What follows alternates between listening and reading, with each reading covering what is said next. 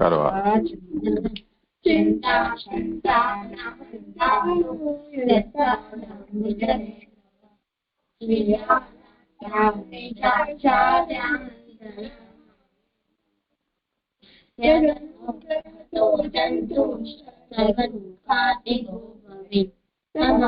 सर्वदा वन्दे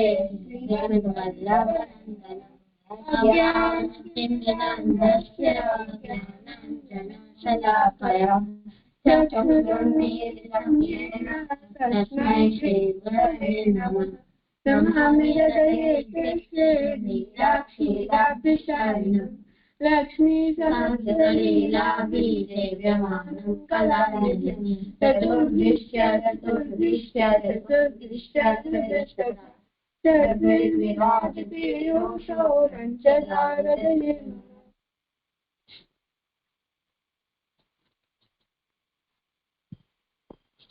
હું કીર્તન કરું। તમે પ્રણામ જીજે करो। સાવરો સુત પલના ઝૂલે નિરખી જાસો મતે માના ફૂલે।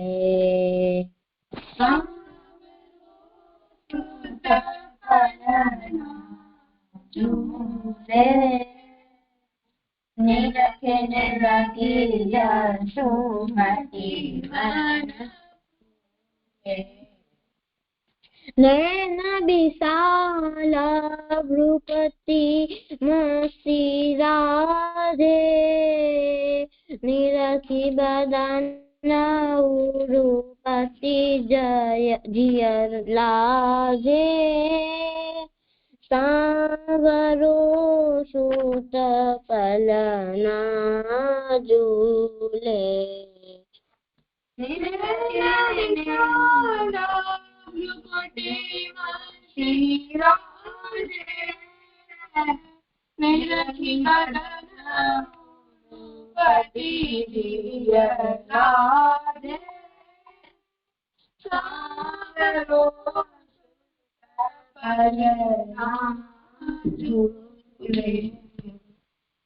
कथुला कंधा रुचिरा पाउची करा सुभग कपोल नाक बिंबादर।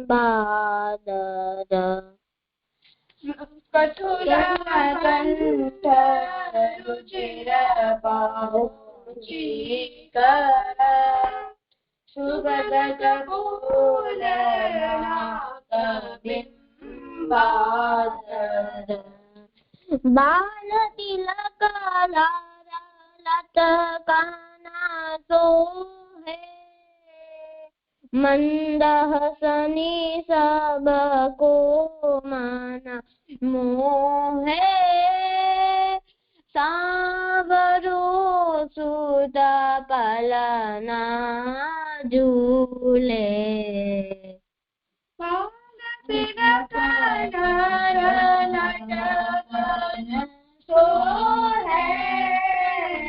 मंद हसनी सब को माना मोहे। सांवरो सुत पलना माखन मिश्री मेली चतावे बार बार प्रभु प्रमुदिता उड़लावे। माखन मिश्री मेली चतावे बार बार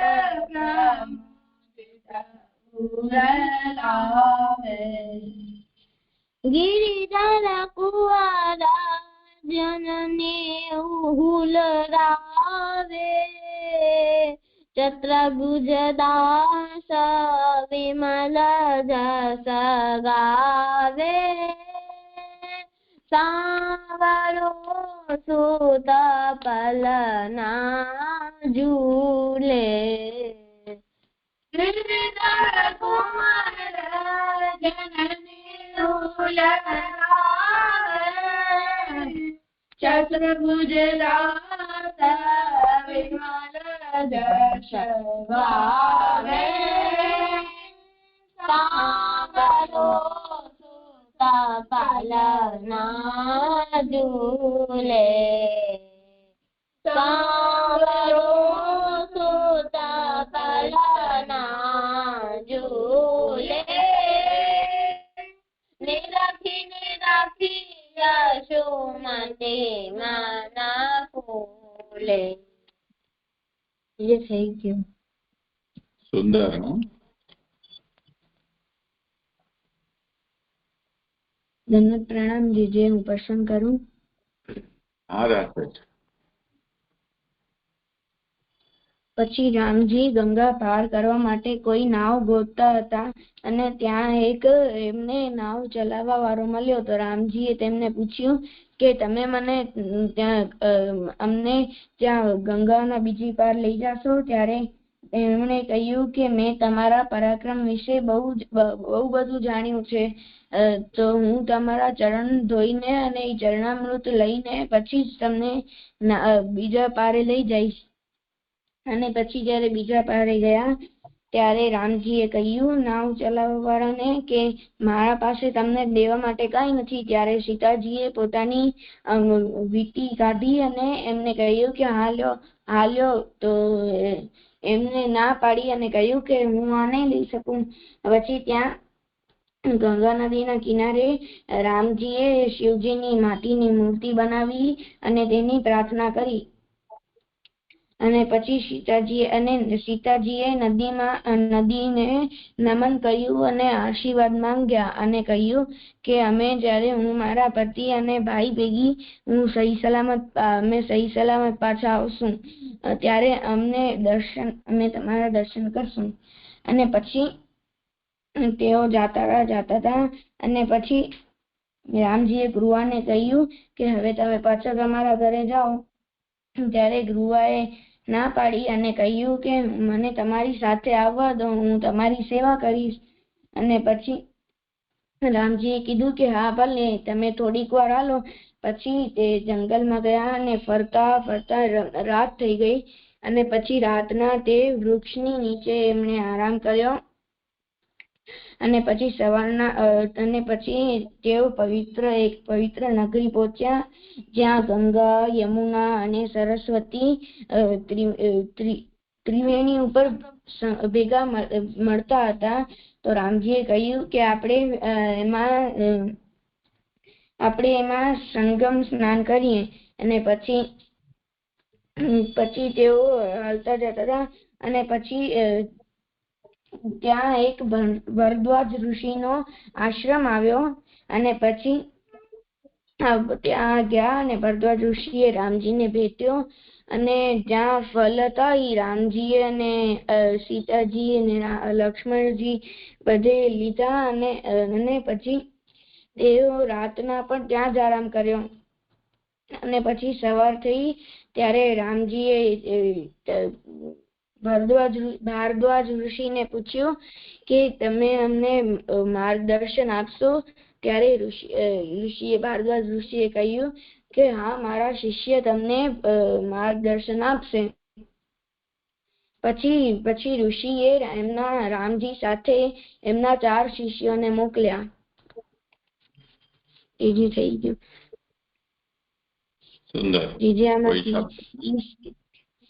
આમાંથી શીખ મળે છે કે આપણે આપણા ગુરુની ઠાકોરજીની સેવા કરવી જોઈએ. જેમ આમાં રામજીએ ગૃહાને કહ્યું કે તમે હવે જાઓ. ત્યારે ગૃહાએ ના પાડી અને કહ્યું કે મને તમારા સાથે રહેવા દો, હું તમારી સેવા કરીશ. એવી રીતે આમાંથી શબ્દ છે ઋષિ એટલે જેને મંત્રના દેવતા અને મંત્રની શક્તિનો સાક્ષાત્કાર હોય એને ઋષિ કહેવાય. શાબાશ. અને જે હું હજી એક શબ્દ કરવા આપે કહ્યું તો ઈ વાળો કહીશ. લીલા એટલે ક્રીડા, એવી ક્રીડા જે પ્રયોજન રહિત હોય, હર્ષથી ભરાયેલી હોય અને અનાયાસ વાળી હોય, એવી ભગવાનની ક્રીડાને લીલા કહેવાય. શાબાશ. અને બીજો શબ્દ છે મંદિર. મંદિર બે પ્રકારના હોય છે, એક પેલો દેવાલય અને ગૃહ મંદિર. તો દેવાલય એટલે શાસ્ત્રમાં મૂળ અર્થ દેવોના રહેવાનું સ્થાન છે. દેવાલય એટલે દેવોના રહેવાનું સ્થાન છે. દેવાલયમાં આપણે રહી ન શકીએ અને દેવાલયમાં દેવની જ માલિકીનું બધું હોય અને દેવાલયમાં પ્રભુને બધું જ દાન કરેલું હોય. હવે ગૃહ મંદિર શાસ્ત્રમાં મૂળ અર્થ છે, મૂળ મંદિર અર્થ મંદિરનો ઘર છે. આપણે આપણા ઘરમાં રહી શકીએ અને ઘરના માલિક આપણે હોઈએ અથવા અને ઘર આપણી માલિકીનું હોય અને આપણે આપણા ઘરમાં ભગવાનનું મંદિર બનાવીએ અને એને ગૃહ મંદિર કહેવાય. અને ગૃહ મંદિરમાં ભગવાનને બધું જ સમર્પિત હોય. સુંદર. શ્લોક હા, કાલનો કરો પેલા.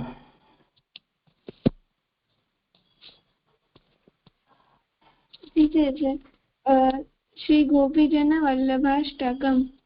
સરોજનેત્રાય કૃપાયુતાય મંદારમાલા પરિભૂષિતાય ઉદારવાસાય સન્મુખાય નમોસ્તુ ગોપીજન વલ્લભાય. આનંદનંદાદિકદાયકાય બકીબકપ્રાણવિનાશકાય મૃગેન્દ્રહસ્તાગ્રજભૂષણાય નમોસ્તુ ગોપીજનવલ્લભાય. ગોપાલલીલા કૃતકૌતુકાય ગોપાલકાજીવન જીવનાય ભક્તૈકગમ્યાય નવપ્રિયાય નમોસ્તુ ગોપીજન વલ્લભાય. આગળ સાન્વી અર્પણ કરશે.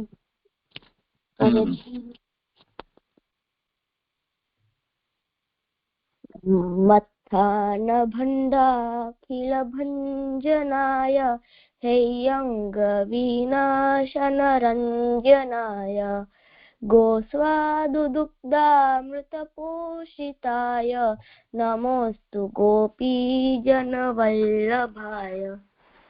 શાબાશ. કલિન્દજાકુલ કુતૂહલાય કિશોરરૂપાય મનોહરાય પીશંગવસ્ત્રાય નરોત્તમાય નમોસ્તુ ગોપીજન વલ્લભાય. ધરાધરાભાય ધરાધરાય શૃંગારહારાવલિશોભિતાય સમસ્તદર્ભોક્તિસુલક્ષણાય નમોસ્તુ ગોપીજન વલ્લભાય. આગળ બાકી છે. હા, કરીએ.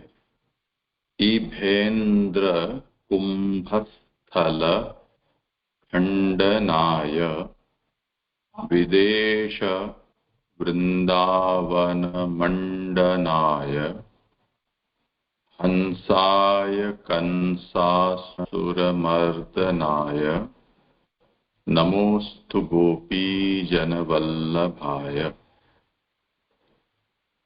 ઈભેન્દ્ર કુંભસ્થલખંડનાય વિદેશ વૃંદાવન મંડનાય हंसाय कंसासुरमर्दनाय नमोस्तु गोपीजनवल्लभाय। करो। इभेन्द्र कुंभस्थल खंडनाय विदेश वृंदावन मंडनाय हंसाय कंसासुर मर्दनाय नमोस्तु गोपी जनवल्लभाय। इभेन्द्र कुंभस्थल खंडनाय विदेश वृंदावन मंडनाय हंसाय कंसासुरमर्दनाय नमोस्तु गोपी जनवल्लभाय। इभेन्द्र कुंभस्थल खंडनाय विदेश वृंदावन मंडनाय हंसाय कंसासुर मर्दनाय नमोस्तु गोपी जनवल्लभाय। इभेन्द्र कुंभस्थल खंडनाय विदेश वृंदावन मंडनाय हंसाय कंसासुरमर्दनाय नमोस्तु गोपी जनवल्लभाय।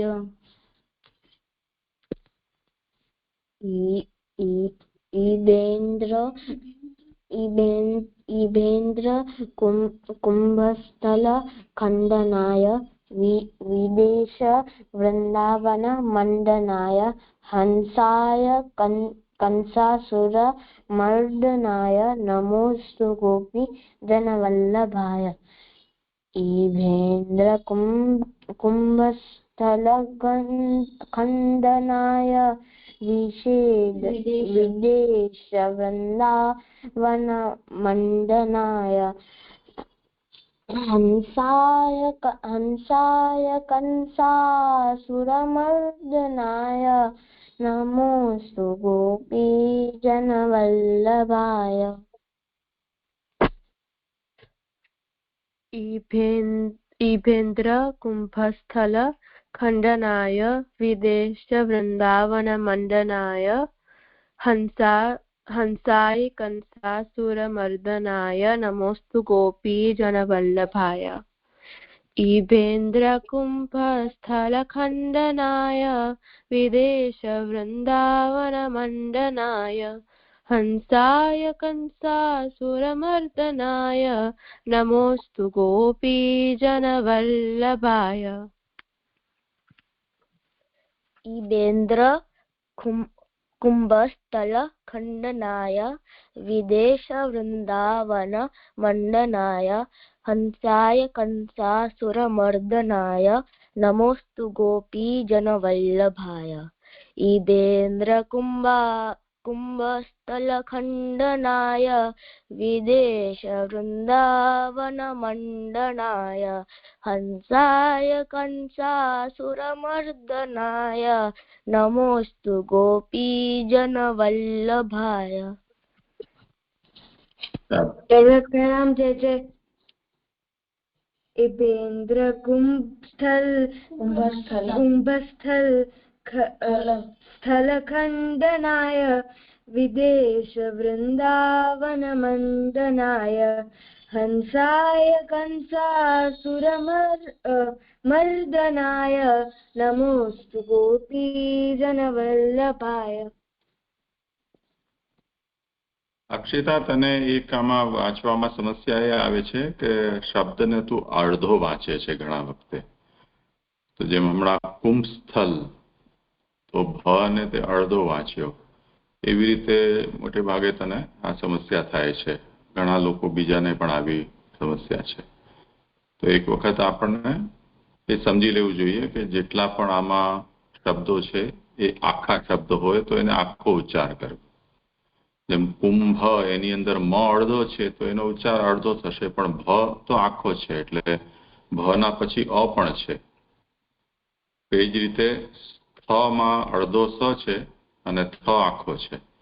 તો કુંભ સ્થલ ખંડ નાય એમ આખા આખા અક્ષરનો ઉચ્ચાર પૂરો કરવો.